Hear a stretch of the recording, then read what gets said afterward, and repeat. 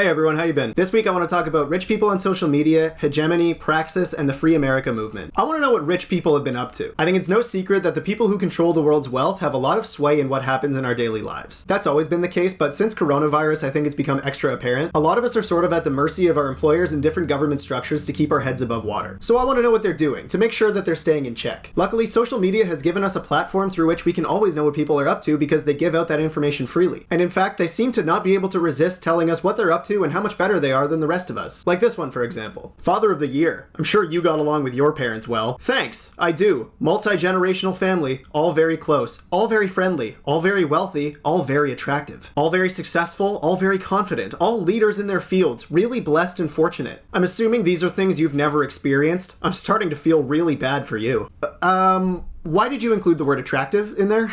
My family is all rich and super hot, not like your ugly ass little poor family. Check out how hot my mom is, dude. She's an absolute rocket. Your mom doesn't have a dump truck like this, I'll tell you that. I just bought a new chair and rearranged my living room. How does it look? Bigger TV, please. The smallest TV in my house is a 60-inch. Small TVs are my biggest annoyance when I visit other people's houses. Folks, don't you just hate it when you're a guest in someone else's house and their TV just isn't big enough to suit your needs? Just like, be richer, please. Fuck, so annoying, dude. It just makes me so frustrated, dude. And like, I would love to get out this anger by beating their butler or wrecking their Benz, but they don't have either of those, so. An inside look at Manhattan's Billionaires Row. I live around here. I'm super rich and part of the 1%. One thing I've noticed on here is that rich people just love to point out that they're rich. Like, what he had to say here is not relevant and doesn't contribute to the conversation in any meaningful way. It's just a video about rich people and he's like, oh, I'm rich right over here. Me. That's me you're talking about. Rich people, let me know in the comments if you're super rich and or part of the 1%.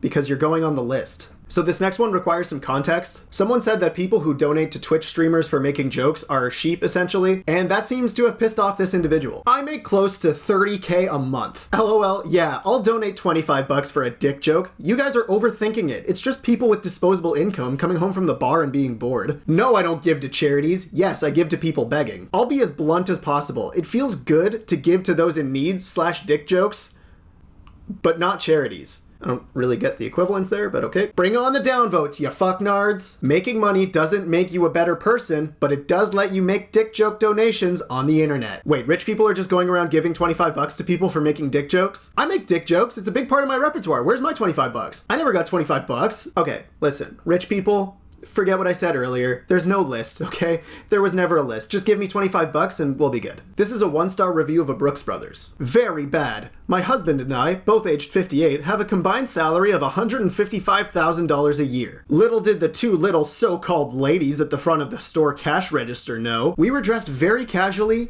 but decent. We were both in jeans, I with a navy blue sweater over a t-shirt. My husband had a button-down plaid, 100% cotton shirt purchased at the Belk's men's store just down the mall, shirt twice, with sleeves rolled up. It was obvious that we were decent people. We came in looking for a toboggan for my husband, winter stuff placed out in the store. After several attempts to sell my husband a roadster cap, we declined. The dark-haired lady had the gall to say, the dark-haired lady had to gall to say, maybe Walmart would be a better place. What?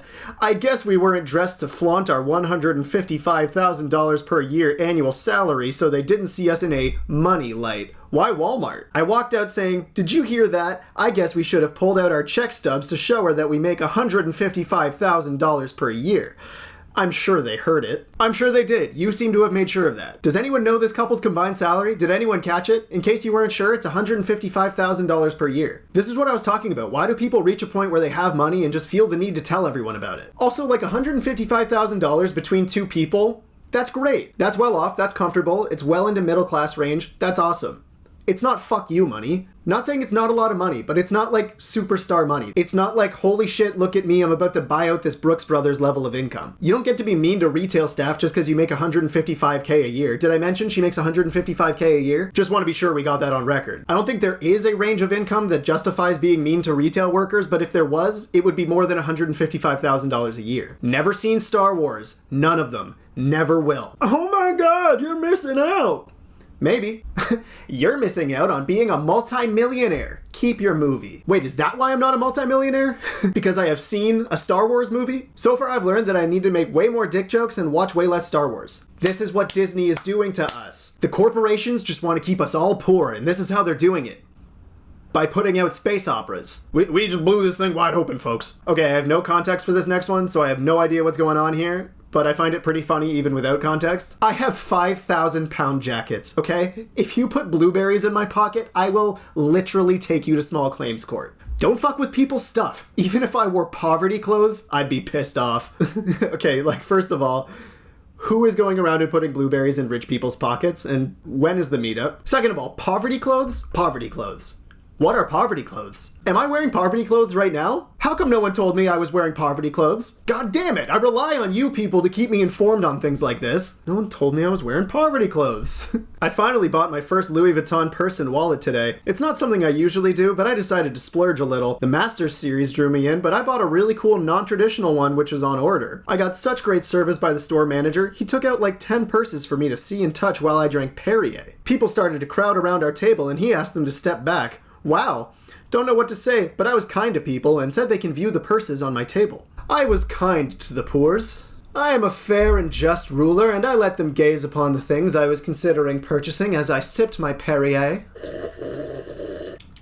Someday the paupers will repay my kindness by sparing my life in the coming class warfare, but until that day they live in my debt. How far does your head have to be up your own ass to think that allowing people to gaze upon objects that they can't afford equates to kindness? My 2 adopted sons came out of somebody else's hoo-haws, so no bloating, no swollen feet, no mood swings, no sleepless nights, no food cravings, no labor pains, no blood, no sweat, no crying from me. I actually adopted them while wearing a Chanel suit and Louboutin pumps. Well, that makes sense. You can't be wearing poverty clothes when you meet the kids you're about to adopt and nurture for the rest of your life. These kids don't know that you're wearing Chanel and Louboutin. You're just flexing for your own self-gratification. Ugh, what am I gonna wear? I gotta make an impression. I guess we'll go with the Chanel suit and the red bottoms. Gotta flex on these orphans. Let's show them who their real mommy is. I hope when they grow up they tell everyone on Reddit how hot I am. It makes sense when you think about it, because I think for a person like this, the kids are more or less just another set of accessories that are there to complete a look. Ah, typical Redditor always talking about money. You remind me of my employees when they blow up my phone because I'm late to pay their wages. I'm sorry, but when I'm on vacation, I don't want to talk about business. Stupid employees.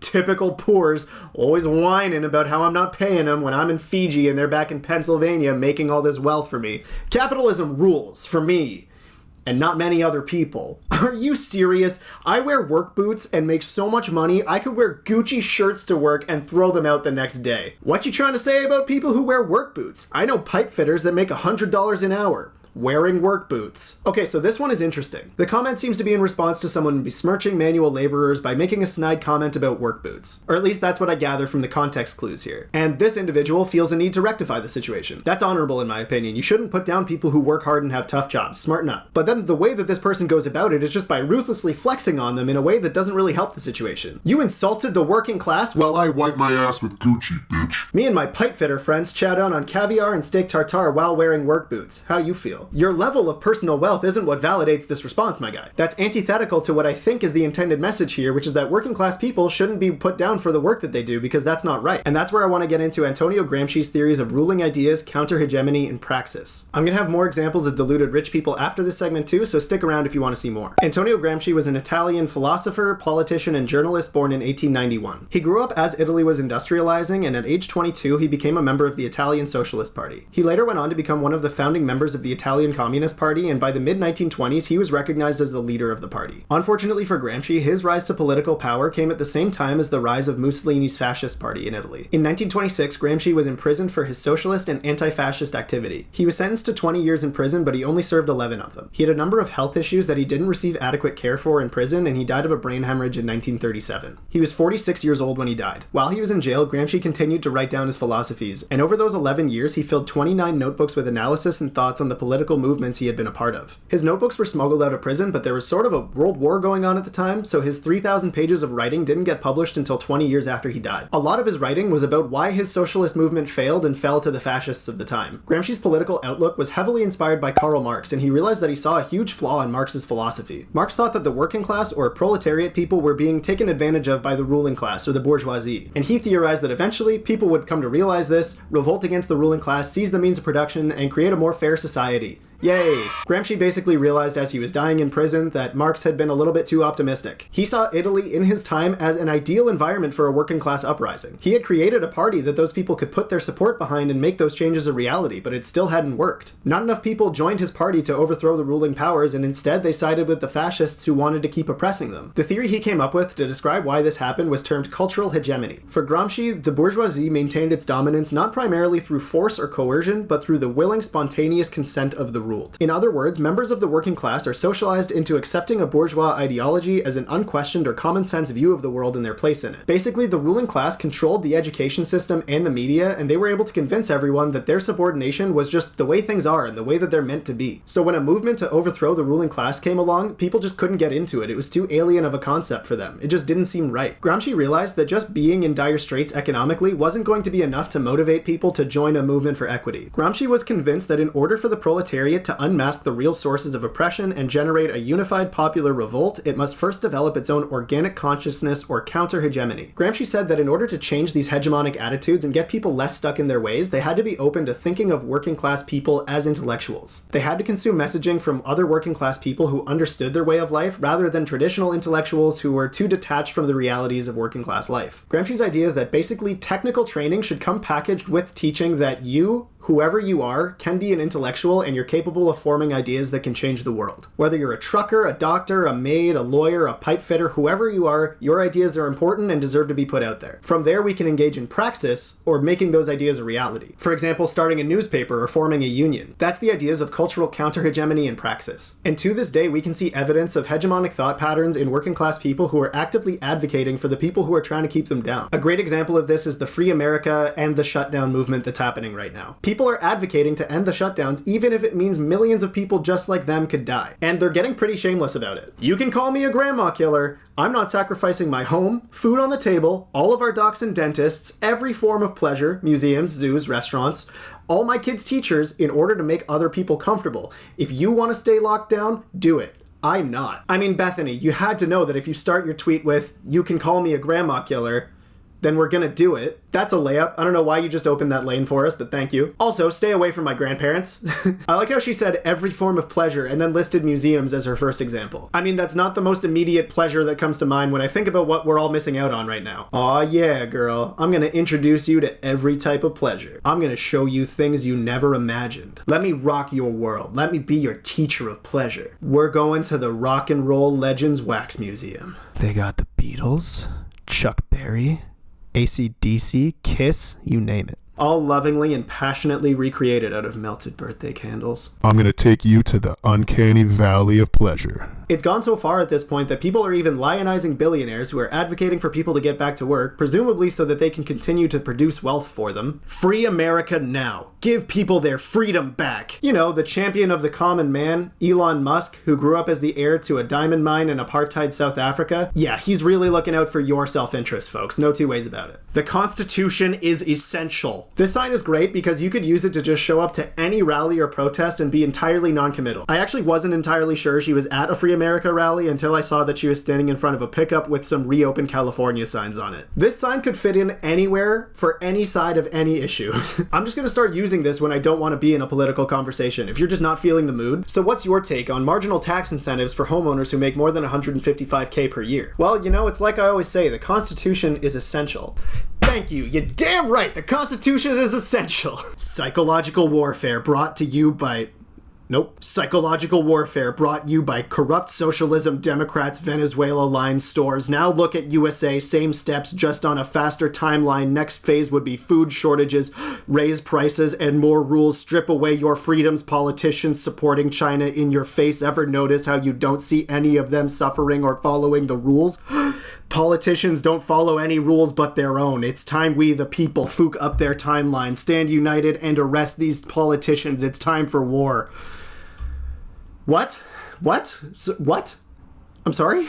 Did the socialists outlaw punctuation in this person's fantasy land. I'm kind of convinced this post was written by a bot because it's just sort of buzzwords of angry bigots stacked on top of one another in the hopes of forming a coherent sentence. Venezuela, 5G, socialism and vaccines, Democrats, welfare, psychological warfare, immigration, they don't care, taking my guns now I'm scared, we didn't start the fire. At the end of the day, the point I'm trying to make is not that rich people are bad. I think that sometimes having a lot of wealth and privilege can make you sort of ignorant to inequalities if you never have to encounter them. I also think that Western society sort of has an unhealthy relationship with wealth. When you have people trying to justify their opinions by stating their income or net worth or just flexing, it implies that someone's self-worth comes from their level of wealth. Just like Gramsci said, I think people have to realize that they are political operatives and they are capable of great things even if they're not part of the ruling class or even the middle class. And if we ever want to create a better world for ourselves, it's not going to be the rich who do it for us. You gotta get involved and stop taking your morals from people who want to keep you down just because it's the easy way out. I'm optimistic that in the internet age and given people's unprecedented access to media, we're gonna have way more opportunities from people of all backgrounds to create thought-provoking material. And that stands a chance of creating meaningful social change. Like, I don't know, maybe, for example, any 23-year-old Canadian sociology YouTubers, you know, just for example, just throwing it out there. And that is gonna be it for this video. Folks, thank you so much for watching and being a part of it. If you like this video, I'd really appreciate it if you'd click the like button and also give me $25. Right now, please. Also subscribe to the channel if you haven't already, and check out my other videos for some more good times. In the comments, I'd like to know, do you know of any people who are creating really good media that allows normal people to have their viewpoints shared in depth? Who's doing a good job of showcasing talent and intellectuality from people who aren't just really super rich, attractive, influential people? Alright, I'll see you next time, everyone, and once again, thank you for being here. You're the best, and I think you're the best. Take care of yourself.